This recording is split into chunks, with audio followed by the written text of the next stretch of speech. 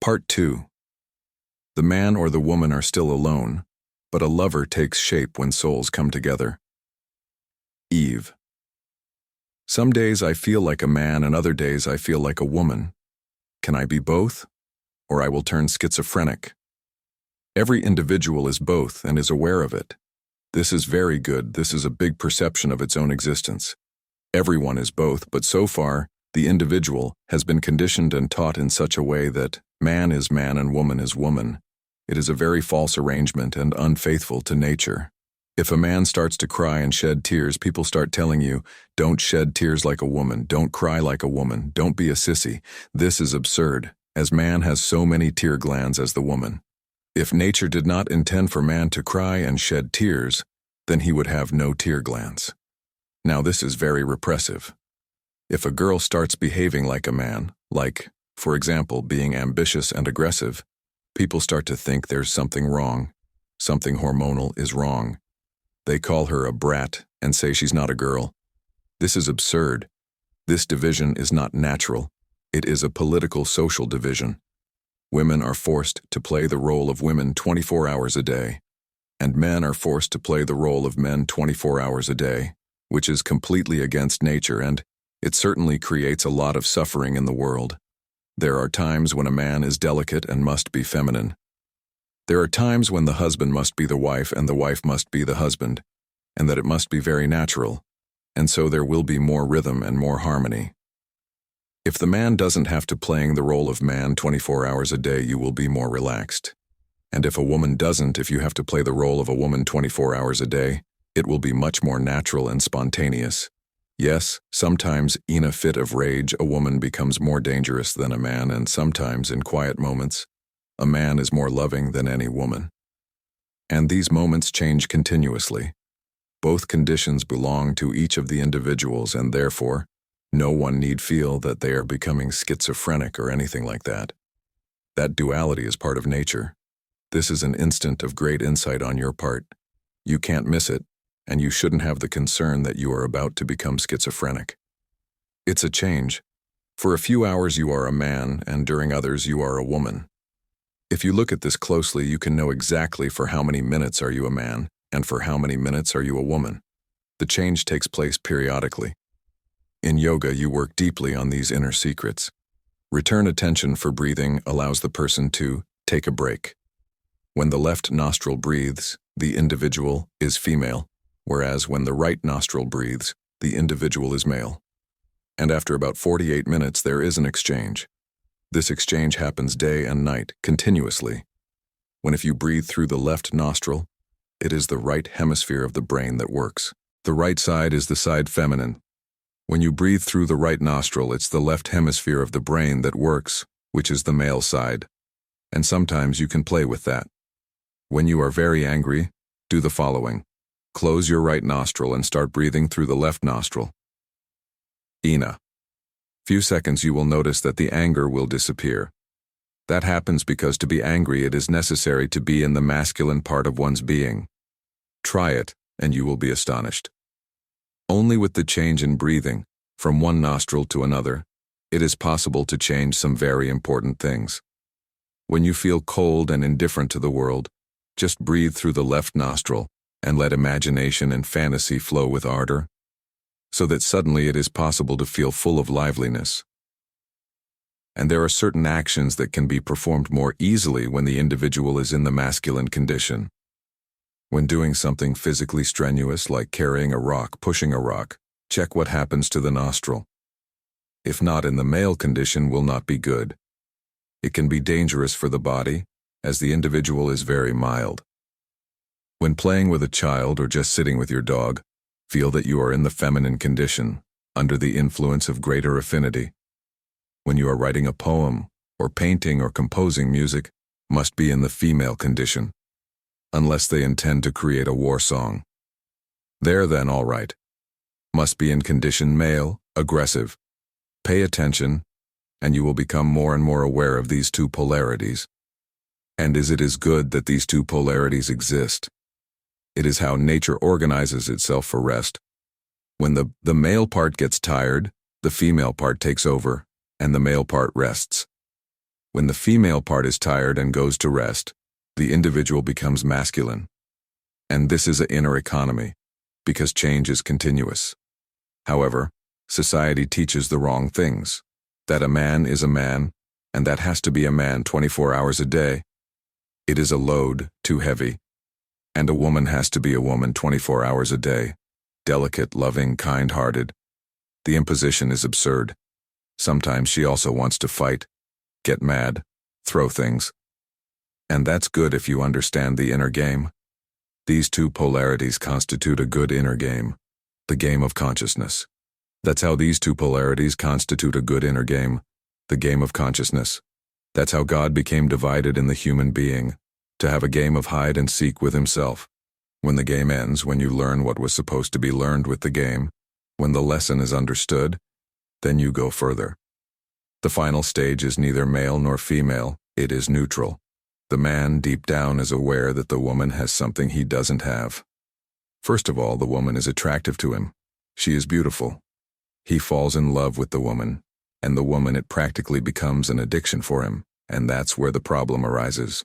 The feeling of dependence on women which every man has makes him react in such a way that he starts to treat the woman as a slave. Besides, he also has fear that she is beautiful. She is beautiful not only for him, she is beautiful for whoever sees her, for whoever wants to contact her.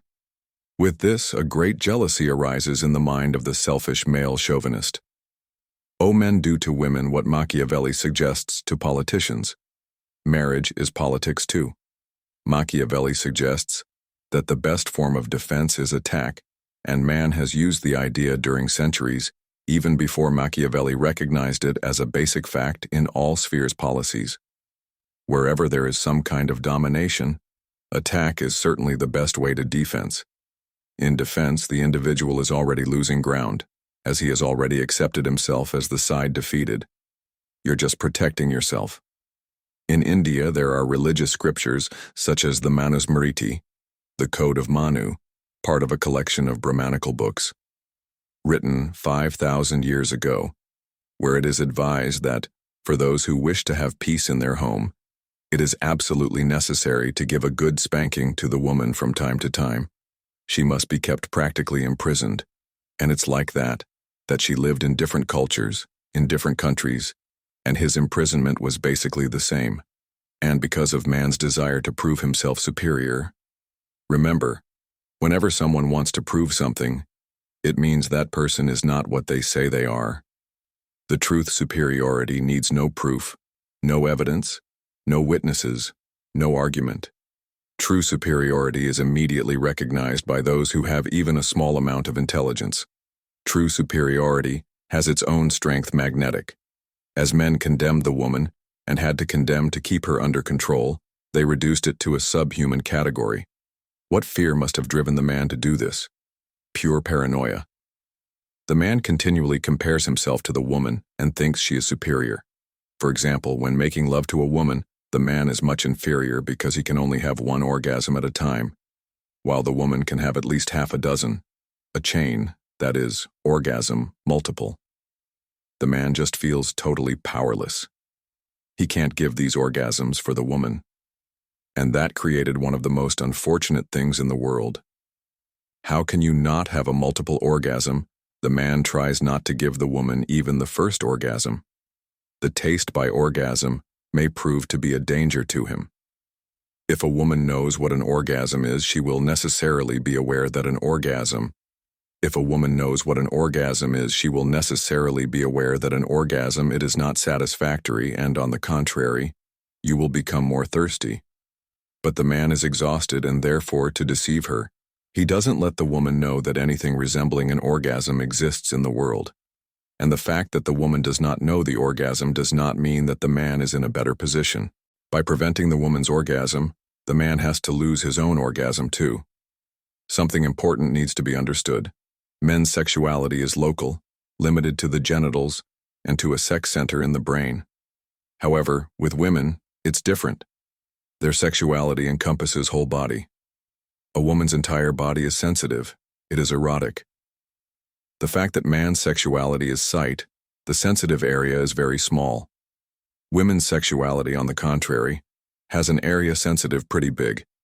The man reaches orgasm in a few seconds while the woman doesn't. It didn't even get past the warm-up phase. The man is in a hurry, as if he were fulfilling an obligation for which you are paid, and you want to finish it quickly. Making love is the same thing. I myself, I ask, why, after all, does man take the trouble to make love? Well, only 2 or 3 seconds and it's over. The woman was warming up and the man was finished. Not that he has reached an orgasm, because ejaculation is not an orgasm. The man turns to the side and goes to sleep. And the woman, for her part, not a woman, but billions of women are shedding tears after men made love to them, because they were left in limbo. You men encourage them, and before women can reach a conclusion, the man is out about the game. But the fact that the man ends quickly has a very significant story behind it. And it is for her I'm leading the reader. By not allowing the woman the first orgasm, the man has to learn to finish as fast as possible. With this, the woman loses something extremely beautiful, something sacred on the face of the earth, and so is man. Orgasm is not the only thing a woman is powerful at. Anywhere in the world, a woman lives 5 years longer than a man. That is, her average age is 5 years older. That means it's tougher and has more energy. Women get less sick than men. Women, even if they are sick, heal faster than the men. These are scientific facts. While 115 boys are born, 100 girls are born. Ask yourself, why 100 and 115? But nature is wise. When they reach marriageable age, 15 boys will be lost. There will only be 100 boys and 100 girls left. Girls don't die easily. Women don't commit suicide as much as men. The suicide rate of men is twice as many as women. Although women talk about suicide more than men, the man usually never talks about it. Women make a lot of noise about suicide, but they always choose to survive, as they do not use any drastic method to kill themselves. Choose the most comfortable, the most scientific, and the most contemporary, sleeping pills. And, by amazingly, no woman takes so many pills that it becomes impossible to be resurrected. So his suicide is not suicide, but a kind of protest, a threat, a blackmail to make the husband understand that this is a wake-up call for the future. All the world condemns him, doctors, neighbors, relatives, police officers. He becomes a criminal, and everyone's solidarity goes to the woman, even though she tried to commit suicide. When murder is at issue, the difference is enormous. The man commits murder almost 20 times more, while the woman very rarely. The women go crazy less than men. Again, the proportion is the same.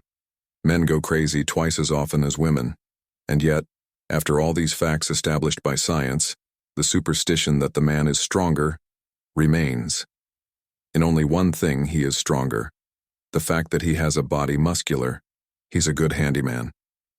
Other than that, in all aspects it feels and has meaning for centuries, a deep inferiority complex. To avoid this complex, the only way is to force women to stand in a lower position. And that's the only thing that can be considered too much powerful in man. He can force women. It is more cruel, more violent, and it forces women to accept an absolutely false idea that it is weak. And to prove that the woman is weak, the man needs to condemn all feminine qualities. It has to be said that they are all weak, and that all those qualities together make a woman fragile. In fact, a woman has all the great qualities, and whenever a man is stimulated, he is able to achieve the same qualities he condemns in women. The qualities supposedly considered weak are all feminine qualities, and it's strange that all great qualities fall into that category. What's left are just brutal qualities, qualities of animals. The woman is more loving. The man does not show a greater love than the woman. At India, millions of women have died jumping alive on the funeral pyre with their loved ones because they could not conceive of a life without a husband or friend.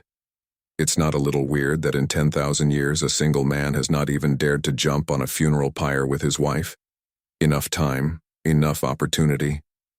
And look, the man is stronger. The woman who is delicate and fragile jumps on the funeral pyre, and the strongest Muhammad Ali continues to do his push-ups, and they still say he's stronger. Force has many dimensions. Love has its own strength.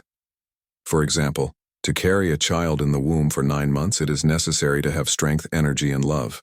No man could handle that. An artificial belly could be placed in man, since scientific technology has reached the point where a man could have a plastic belly implanted, but it's hard to believe it could survive 9 months. Both will jump into the ocean. It's hard to give life to another soul, to give a body to another soul, to give a brain and mind to another soul. The woman shares her whole heart with the child, giving him everything she can. Really, after the child is born, it is not easy to bring up children. For me, it seems to be the hardest thing about the world. Astronauts and Edmund Hillary. These people should first try to raise their children. Only later would it be possible to accept that they would do something like climbing Everest. Otherwise, it wouldn't make sense. Even if you hit the moon and walk on it, it doesn't matter. Not that it means that the individual is stronger. A child alive is so unstable and has so much energy overflowing that will make the father tired in a matter of hours. 9 months in the womb and, after a few years. Just try sleeping one night with a small child in your bed. During the at night in your house, something will happen. Either you will be killed by the child, or you will kill there. It will most likely kill the child, because children are the most unpleasant beings in the world. While children are new in the world and want to do many things, adults, for their time, he's dead tired. You want to sleep, and the child is fully awake. You want to do all sorts of things, and he wants your advice, and he asks questions. And if nothing goes well, then he wants to go to the restroom, and he is thirsty, and he is hungry in the middle of the night. The child sleeps all day. In the womb of mother, she sleeps 24 hours a day, then slowly 23, 22, 20, but is almost always asleep. And during the night, wake up. You'll be sleeping all day, and in the middle of the night, you'll wake up and torturing the adult. I don't believe there is any man who can have a pregnancy or who can raise the sons. This is a task that depends on the strength of the woman. But it's a different force. There is the force which is destructive, and there is another force which is creative. There is a force that is hateful, and there is another force which is of love. Love, trust, beauty, sincerity, truthfulness, authenticity are all feminine qualities, and they are far better than any quality man has. However, all the past was dominated by man and his qualities. It is natural that in times of war, love is useless, truth is useless, beauty it is useless, aesthetic sensibility is useless. In war, a heart is needed that is harder than stones. In war, you simply have to have hate, anger, and madness to destroy. For 3,000 years, man fought 5,000 wars. Yes, that is also strength, but no, it is worthy of human beings. This is the force derived from man's animal heritage. Belongs to past, which is gone, and feminine qualities belong to the future, which is to come.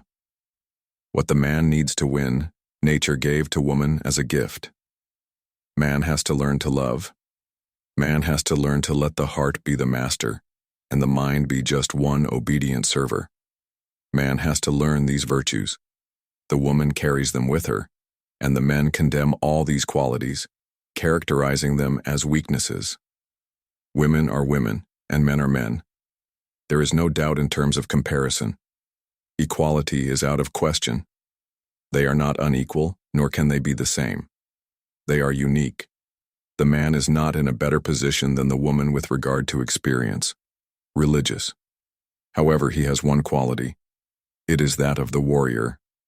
After getting a challenge, the man is able to develop any kind of quality. Even females he is capable of develop better than any woman. Your fighting spirit balances things out. The women are born with these qualities. Man only needs to be stimulated, challenged, because these qualities were not given to him, and therefore he has to acquire them. What if men and women can both nourish themselves with these qualities? The day is not far off when they will be able to turn this world into a paradise. I would like the whole world to be filled with feminine qualities. The wars would disappear. Marriage and nations would disappear. And just like that, we would have a world of love, peace, quiet, and full of beauty. However, when I say that a man has to develop feminine qualities, no, I mean he has to imitate women.